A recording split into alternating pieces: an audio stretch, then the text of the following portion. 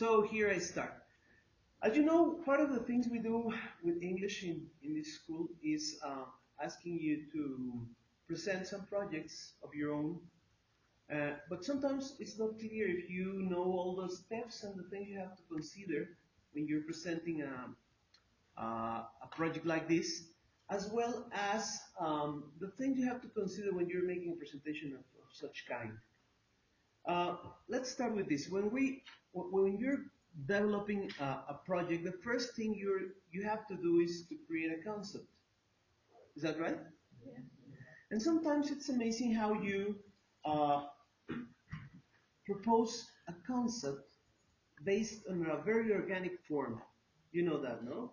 Regularly, you offer the starting of your concept with an animal such as an ajolote. It's a very typical animal of Mexico's valley, and you end up doing something completely different. You cannot explain how this beautiful organic thing was transforming into a thing that comes to be something like a shoebox or something like that, right? When you're developing a concept, it's very important that you're able to, to track all the way from the thing that inspired you to the final form you're using in your project. Otherwise, it's a lie. Yes?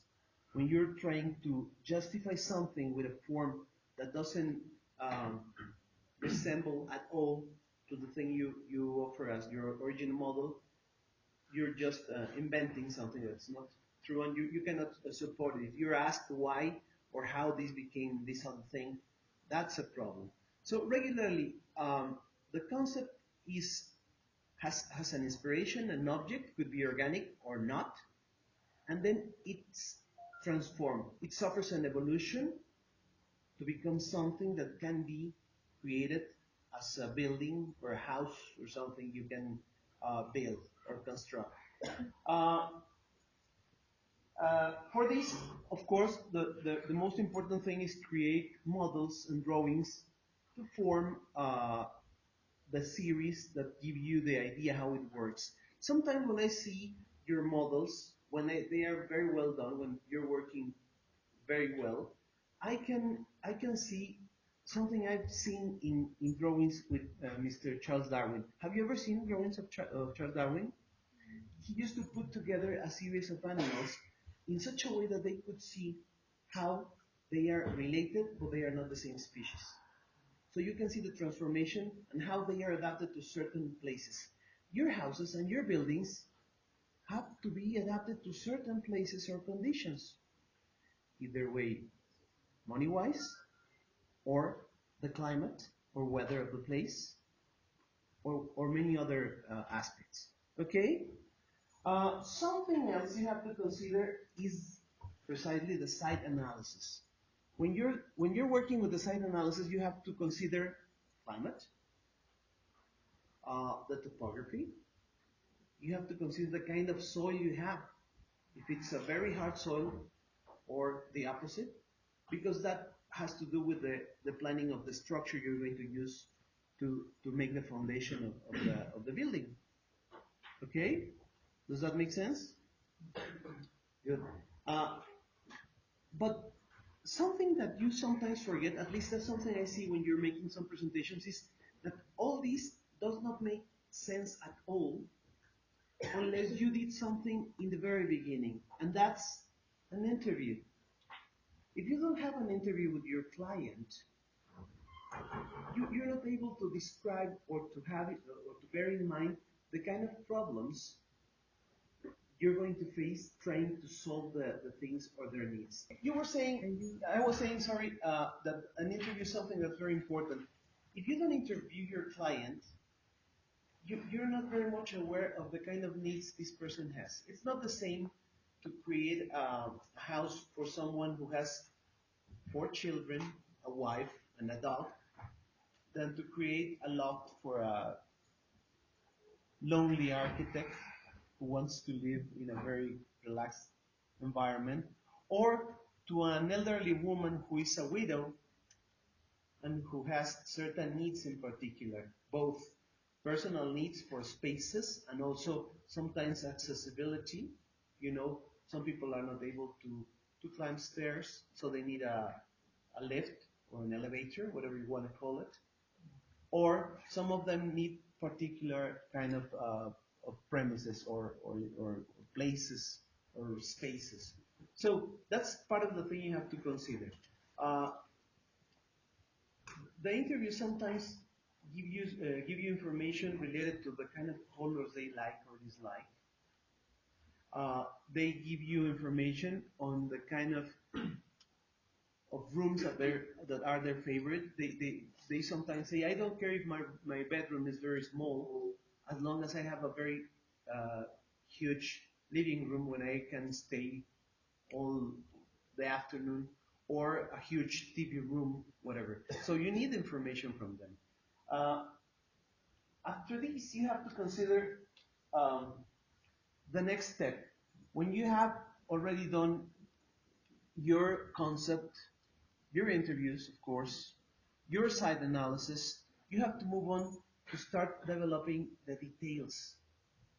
The details are something that sometimes show you that in the beginning your ideas had some problems. Sometimes you plan something and then you discover that the details are a little bit difficult to be developed with the conditions you have in the site, in the place you selected, or uh, so certain details need financial support that maybe your client doesn't want to give. So that's part of the thing you have to consider. What else?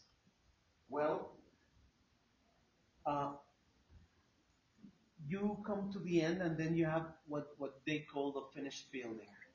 Uh, every now and then you discover uh, when you're supervising a construction, and particularly when you develop it from the very beginning and you follow it to the end, that something ended up being something different from what you wanted. I don't know if you remember that video we saw at the very beginning of the semester with Frank Getty when he's talking about this museum in Germany, where he designed this curved building, uh and he says it ended up being something different from what I wanted. It's not the kind of thing that I want. There was something wrong with that structure because I expected to have certain effects that I don't have. So, uh, as you may see, all of these steps are things you have to consider. Then, when you have to make a presentation to show your work to others, you have to show them all these steps one by one to let them know how you developed what you're doing. Otherwise, people may think that you're stealing from someone else or that you're pretending to be able to do something you are not. When you show them the way you create your concepts and the results showing the final photographs, not renders, but real photographs of your building, they can see how able you are to create certain things, the details, and everything else. All right? Now, presentation. As I've told you in some occasions, I want to emphasize it's very important to be able to show that you know perfectly what you're talking about. When you're talking about a project, you must be able to be confident but clear. You must be able to express all the things that are uh, very relevant to the project you're showing people, but you have to be able also to answer questions, either aesthetical questions or technical questions. No matter you're not the ones who are doing them directly, you must know about that. Uh-huh. I know you're not the ones who are, let's say, setting the windows, but you must be able what kind of window of glasses you're using for the window and why. Then, when you're showing the project, it's also very relevant to be able to talk about the benefits people get from the kind of decisions you made uh, regarding design, materials, and whatever else involved. Sometimes I'm seeing you talk about green architecture. You must be able to justify why you're using this kind of architecture. Otherwise, it seems just a fashion thing. Is that clear? Yes or no? Yes. Questions? It has to be a question or it can be a Whatever, a comment. just asking. Ah, okay, thank you. I think that one problem, I understand all this the process to make create a building, but frequently often the students take a form and they say and they then say that it's a concept, and I think that it's not. A concept could be it's just an idea. It's an intention that you want um, to put in the project. I mean, if I am designing a hospital, probably my intention is that all the spaces feel like open. This relationship between inside and outside, and how you could create that sensation. I think that there is when you start the conceptualization, because you want to do something, because you want to create or your intention is to do something that is more important than the form or shape or the materials, probably. I mean, in this case, well, but if I want to, or my client is a very famous person, probably the way that I have to take the problem or to resolve the problem is probably the form, the shape. I could take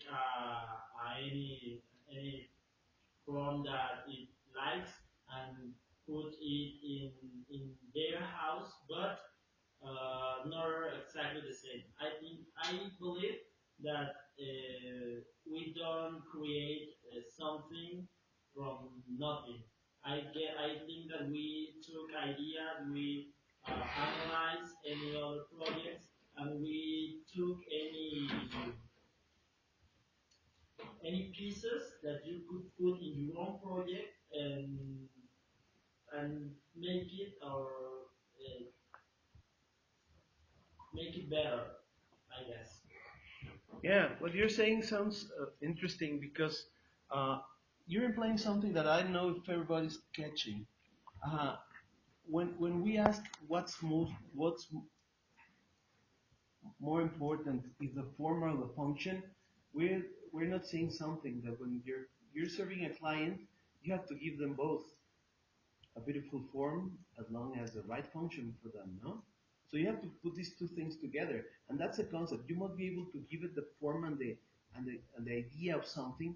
At the same time, you're giving them the right functions and the right connections and the lighting and the heat they need inside the house or the freshness, whatever. No, that's very interesting, Alejandro. Thank you.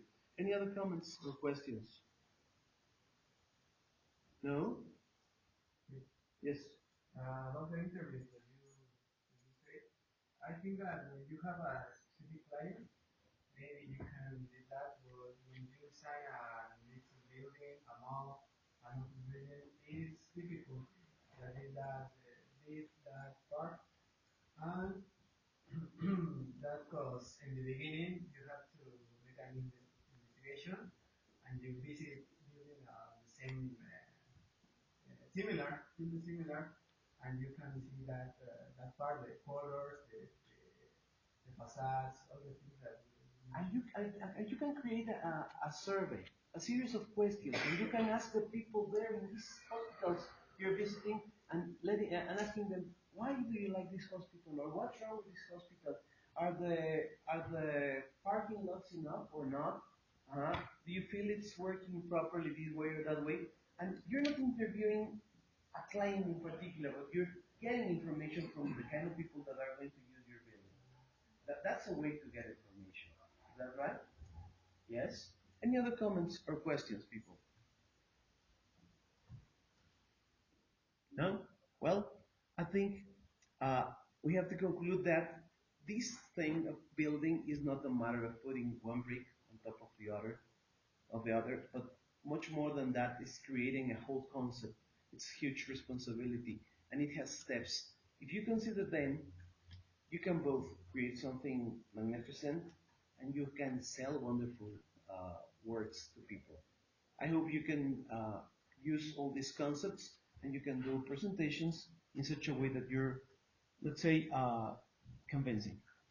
Okay, I think we finish here. Thank you.